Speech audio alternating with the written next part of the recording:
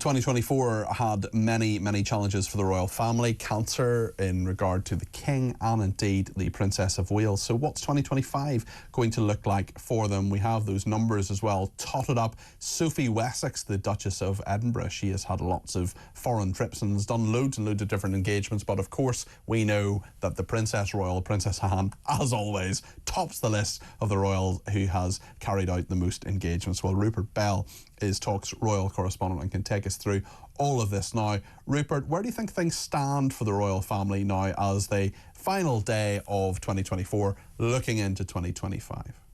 Well, I think it's a period of sort of regrouping and hopefully going forward with positive news on all fronts, because obviously 2024, it was a couple of weeks into this year that obviously things had a seismic change with the hospitalisation of both the King and the Princess of Wales. And that meant, everything was sort of turned on its head. For the Prince of Wales, obviously he had the issue of dealing not only with his father getting diagnosed, but more significantly, his wife as well.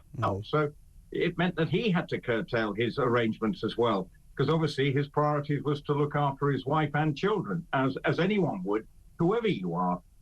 In whatever circumstances. So they will be hoping that this Christmas break sort of heralds a new dawn in what has been a very difficult year for them, and gives them the opportunity to get back out on the road. There has been talk that the Princess of Wales wants to get back foreign travel again, doing some official visits overseas. So those are all good signs, but obviously we just hope that the medical advice that they're getting is all very encouraging and that enables them to do that. What is happening in 2025 that is a bit different? Are there anniversaries? Are there things that the royals will be taking part in beyond the routine of things that they do every year, Rupert? Are the things that are coming up that we think are particularly interesting for the royals and where we'll see them perhaps out and about even more than we would have before?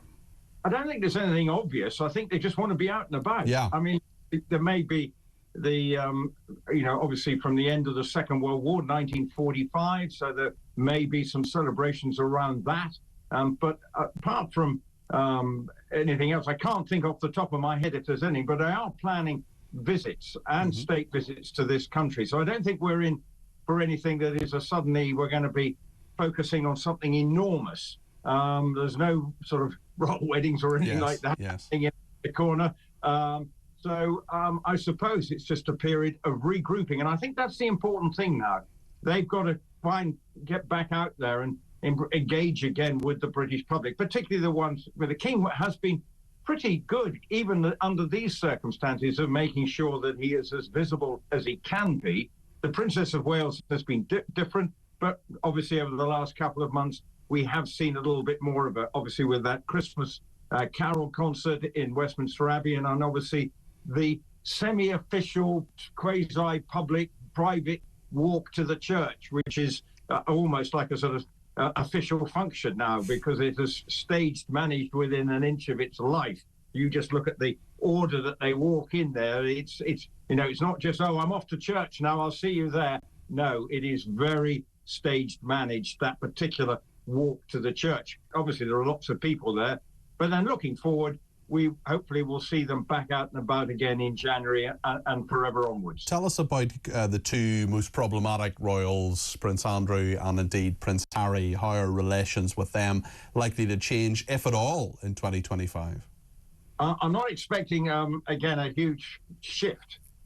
For Harry and Meghan, I think they just have got to somehow kick on and find a way of making their current move to America come off, because obviously we saw that Polar documentary, which I don't think moved the Netflix dial much. Obviously there's still talk of a cooking show, the launch of American Riviera Orchard for Meghan, so they'll be hoping that and Invictus Games, I think, will be an important moment for Harry, because we know that's something he's passionate about. That comes up in February in Canada, so that'll be a chance for him to reconnect and make it about him, because some of recent Invictus Games, he's found himself, it's not all about him, where he's the one who should be connecting with the servicemen and women there and making and showing his passion.